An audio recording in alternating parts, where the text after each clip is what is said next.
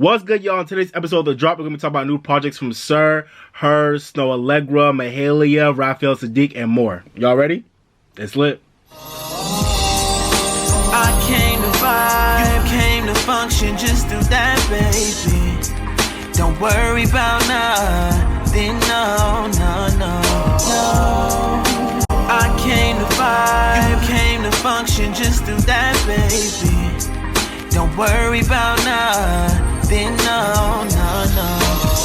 What's good, y'all? It's your boy Bright here, the R&B Kid. I'm back in with another video for y'all. On today's video, we're going to be doing episode 11 of The Drop. I know I haven't done this series in a while, but I'm bringing it back for y'all. I think my last drop was like back in, I think it was like back like last October or something like that. So it's been a minute. I kind of just stopped doing these videos, but I want to bring them back for y'all because I'm back in school now. I'm back to start my second year for grad school. So, you know, you already know my time is going to be a joke. So, I'm still going to try and, give y'all, content as consistent as I can and be as consistent as I can, but it's going to be hard because my time is a joke. So once in a while, I might have to just do these drop videos to kind of just get my thoughts and reviews on like a lot of albums out in like one quick video for y'all. So we're going to start with this first one. Let's get into it. Episode 11 of The Drop. Y'all ready? Let's go. Alright, y'all, first up we're going to talk about SiR. SiR dropped his second studio album called Chasing Summer on August 30th, 2019 on Top Dog and Interscope Records. I've talked about SiR a lot on my channel. He's one of my favorite, not only one of my favorite people on TDE, but I also feel like he's one of the most like underrated R&B like male artists out here. Like I love his sound, I love his vibe. He's such a talented writer and singer. His music is so consistent and it's always well done. He's one of those people that you can tell like really takes his time, and he's been on the block. Like he's written and sung background for mad people. So he's been in the game for a while, but he hasn't really hit that apex yet. But I know he has it in him because his music is amazing. I want him to blow up like the way SZA blow up. I want that for SiR because he deserves it. But this project is amazing. Definitely a good project. It's a really romantic album. I'm not gonna say traditional R&B album, but it's like a regular R&B album. It doesn't really have a lot of bells and whistles with it, but I love that. It's really simple. It's a romantic album that's really about, I want to say, like detailing like chasing, like finding love and like chasing it and like dealing with love in the summer in LA. I want to say it's kind of like this one long love story with like some like interesting tracks mixed in. Really cool vibe on this project. I feel like SiR's one of those people where his albums tend to maybe not the past ones, but at least this one, it kind of does tend to blend all together in a way. It's kind of hard to differentiate tracks sometimes because they all kind of have a similar vibe and a similar feel, which isn't a bad thing, but that is something I would say that I would notice as like, these songs really do tend to blend together pretty well. And so that can kind of make it seem as if he's kind of a one-note artist, but I wouldn't say that's exactly how to describe him. He's just a very consistently he just consistently knows how to put together great songs and really hit his ear for melodies. His lyrics, his voice just works so well on just good R&B records that he crafts throughout this whole project. So yeah, I mean, this is a consistently funky, groovy, and just soothing listen. And I just appreciate the real instrumentation throughout the project. And I just appreciate, like I said, the vibes he brings. He's a great artist. But I say my highlights are probably Hair Down with Kendrick Lamar, You Can't Save Me, Fire, that fire. Y'all know he's a smoker, so he don't play. He gotta have a track dedicated to smoking on every damn album. I'm okay with that. That's Why I Love You with Sabrina Claudio is one of my favorite tracks of the year so far. I've had this track on repeat. It's probably gonna be in my Bright Mix Volume 12. I love this track so much. It's such a smooth, sexy track that him and Sabrina Claudio just killed. Such a great track. It's just a track pretty much about like two people who come together, they fuck all the time, but that's all they get from each other. That's all they want from each other. They want nothing more. They want no strings attached. And a lot of people can relate to that. And I like how they made this track feel classy. It didn't feel like a dirty or like, like savage track. It felt like a classy, real ass, relatable, relatable track about people who have that type of relationship. And it's just such a good song. They both sung the fuck out of it. Sabrina Claudio killed that. I love that track. Probably my favorite track off the album. And also Still Blue with Jill Scott. Jill Scott killed that song. And that whole track was just a vibe. Still Blue was amazing. Such a late night, smoothed out groove. Yeah, that's probably my favorite tracks on the album. If I had to give it a score, I'd probably give this album, I'll probably give it a 4 out of 5. But let me know what y'all thought about Chasing Summer down below. Another great album that dropped on August 30th was H.E.R's compilation album, I Used to Know Her. I guess this is H.E.R's second compilation album. It's funny, I think H.E.R might be the only artist in the history of music where she's had multiple compilation albums before she's even released her debut album. So we still ain't got the debut album yet, but This is her latest compilation album. It actually works as honestly a really solid R&B album, just like her first one did, where she pretty much combined her two separate I Used to Know Her EPs, the I Used to Know Her, the Prelude EP, and the I Used to Know Her Part 2 EP. I did a reaction for both of those projects, so definitely go check out those videos. So she combined those EPs together while also adding like 5 other tracks as well that she's been putting out, and like a few unreleased tracks that are amazing as well. I think the new tracks are full versions of Going Away and Be On My Way. Going and Be On My Way from the previous EPs. And then we also have a new track called Something Keeps Pulling Me Back, which is a reincarnation of Shingy's Pulling Me Back. I still love that song. Shout out to Jermaine Dupri and Tyrese also. That was a great little interpolation of that track. And then she has a new track called 21, which was released a few weeks ago. That track is okay to me, but you know, it's still a nice track about her turning 21 and her, like, you know, going into this like new stage of her life. And then Rax YB and Corday, that came out back in June. I actually like that track. I know Joe Budden hates that track, but I love Rax. I think it's a great record. It didn't really get a lot of attention this summer, but I love that record. Great message, great vibe on it. YB and Corday killed this verse. And then we also have a new track called Good To Me that was pretty cool. And a new track also called Uninvited, a live version of the song called Uninvited that was really good as well. So I love this album, guys. It's a perfect, like, y'all know I'm a sucker for someone that could really like sequence an album well, and this compilation album is a great combination of her first 2 EPs and some other tracks, and it really does feel like this could be like her debut album. It's such a good project. Y'all know I love her. She's so consistent, so talented. Every song on this album is amazing. She's one of the really most talented R&B artists out right now. Her sound is amazing. She crafts amazing records. She takes her time and just crafts beautiful records. Favorites on this album, I don't know. I love every damn track, but I don't know. Let me say maybe Carried Away, Something Keeps Pulling Me Back, Feel Away. Been love that track. I've been loved the song I'm Not Okay. I've been loved Could Have Been, Against Me, Take You There. I love that track. As I Am that song could have been a hit. Hard Place is a great track by her. I hope she submits it to the Grammys. Hard Place is a great record, really well written. And Lord Is Coming, YB and Corday. You already saw the BET Awards. If you saw my review of the BET Awards, go check it out. They killed that performance. I'm glad she actually has an album version of that song, because they came together for another great collab. First Rax and then Lord Is Coming. Her and YB and Corday make a great pairing. But yeah, man, this album is amazing. One of the best R&B projects of the year. Even though it's not really like an R&B album, like an official album, it low-key is. So for that, I say it's definitely one of my favorite R&B albums of the year so far. Her killed that. I'm still waiting for the debut. I'm looking forward to that, but this is a great little, like, you know, segue until the, you know, in the meantime. And I'll probably give this project, if I had to rate it, I'll probably give it a 4.5 out of 5 stars. But let me know how you feel about her album down below. Next up is Snoh Aalegra with her second studio album, Those Feels Again. Man, I love Snoh Aalegra. She released this album on August 16th on RTM Records and Def Jam, I believe. Man, like I said, I love Snoh Aalegra. She's one of the most slept on artists in the R&B world right now. Her voice, her vibe, her sound is so beautiful, so classic, and I'll probably just sleeping on it. So yeah, man, I love her projects, and she's back with the second album. This project is amazing, guys.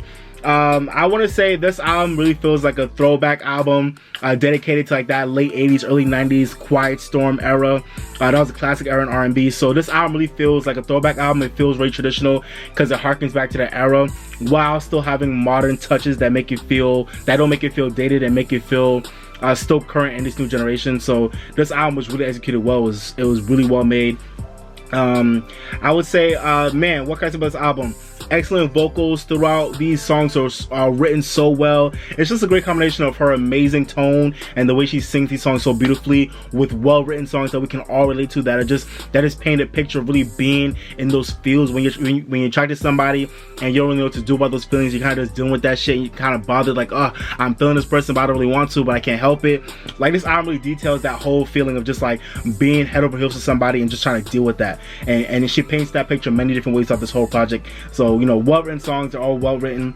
I don't know, this album really, it's so low-key in its sound and in its vibe. It's so low-key in that sense, but it's also such a powerful album because just like how beautiful she always sounds and how smooth these records are.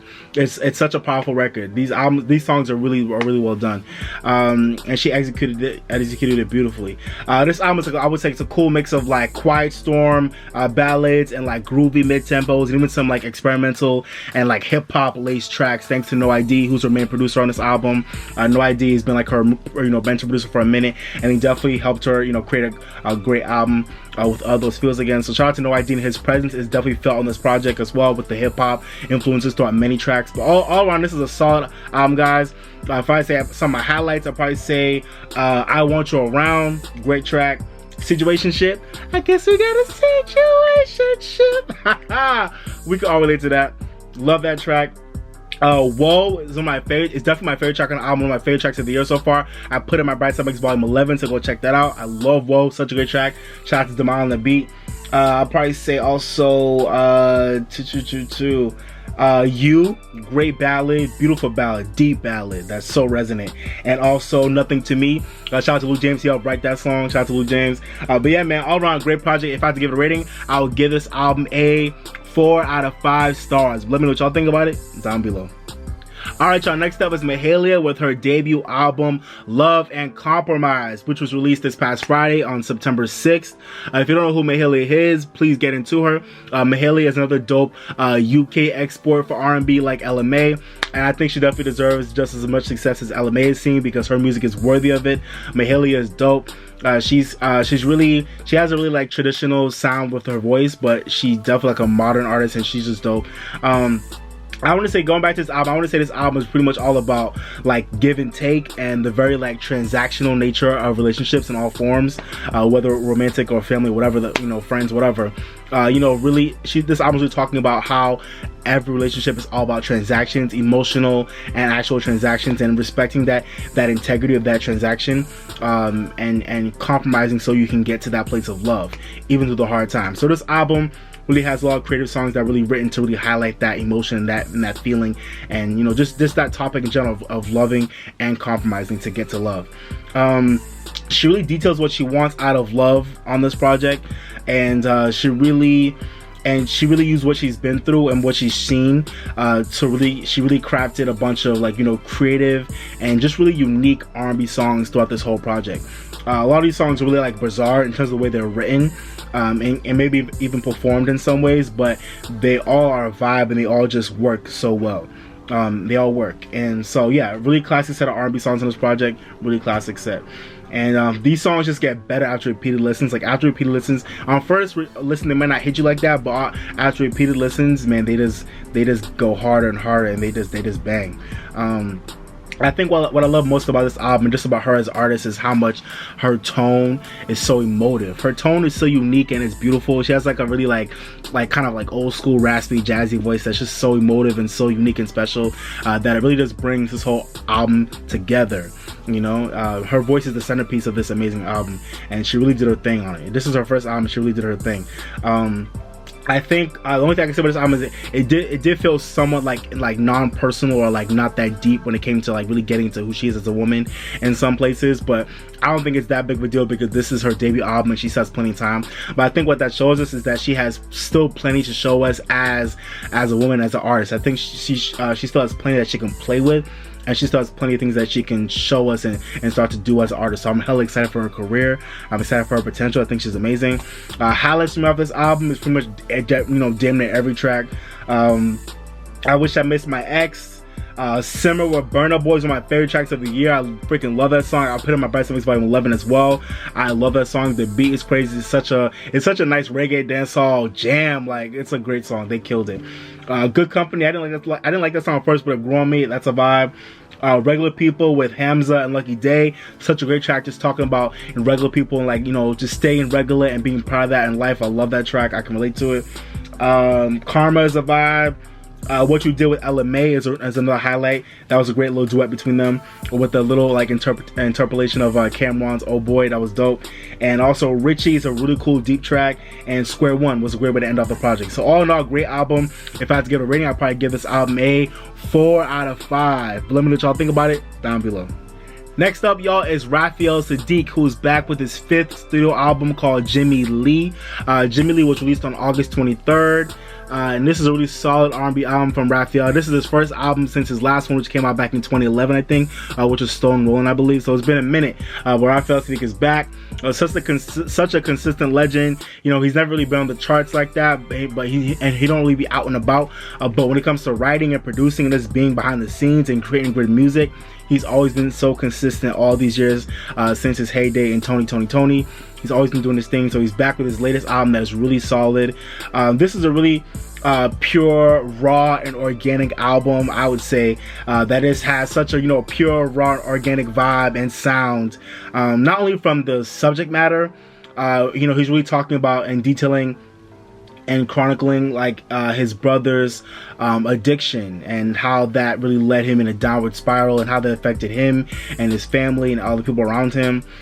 So not only talking about just that, but also just the production and the lyrics itself. Everything was just really raw and organic and pure.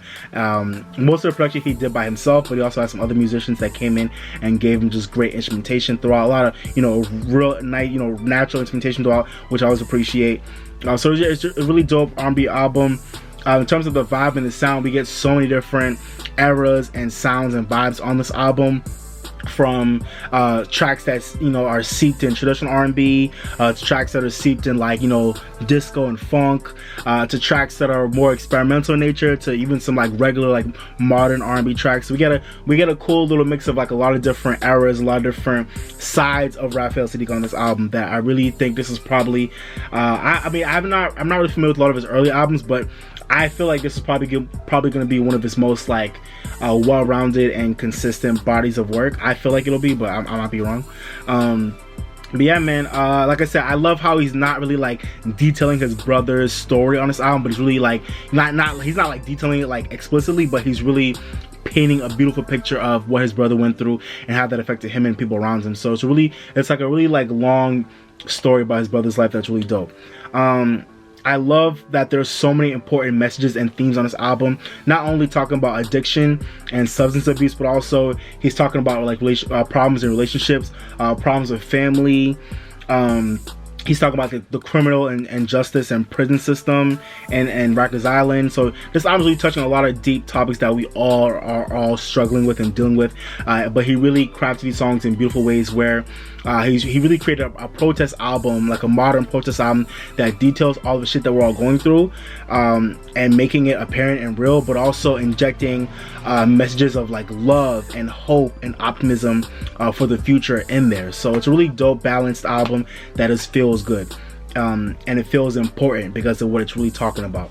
So yeah, I tip my hat off to Raphael Saadiq for a really solid project. Highlights I'd probably say are Sinner's Prayer, So Ready, This World Is Drunk. That song had a great message. Well-crafted record. Something Keeps Calling, that was a cool little chill record. I'm Feeling Love was a vibe. Glory to the Veins was cool, and Rikers Island was a really important track as well. And if I have to give my rating for this album, I'll probably give this album a 3.5 out of 5 stars. So it's really cool album all around, but that's my thoughts on it. But let me know what y'all think about it down below. Alright, y'all, so that was episode 11 of The Drop. I might do another one for all the hip-hop albums that have come out recently. I want to make this one really just R&B focused. I might do one for hip-hop, we'll see. Let me know if y'all want that. And also let me know if there's any projects that I've dropped that you wanted me to talk about but that I didn't, or maybe, you know, that I haven't heard that you could put me on to. I appreciate it. Let me know what y'all been listening to. Let me know what have been some of your favorite projects that have come out in the last few weeks. And let me know what y'all thought about my reviews on all these projects down below. Let me know what's your favorite project out of this mix, or let me know what you think about just each project in general, okay? Appreciate y'all. If you haven't already, don't forget to like, comment, share, and subscribe. Do all that more, okay? And like I always say, guys, live your best life, drink more water, stay woke, and if you're mad or sad, go listen to your favorite song, alright? Alright, y'all, but I'm about to be out. This has been your boy Bright, the R&B Kid. Thank you for watching, but for now, I'm signing off, baby. Bye, y'all. Peace.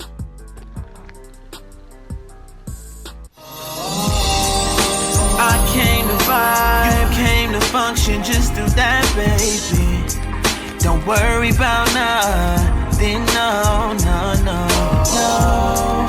I came to vibe, you came to function, just do that, baby. Don't worry about nothing, no. Relax just a little. don't gotta worry, you can just have fun.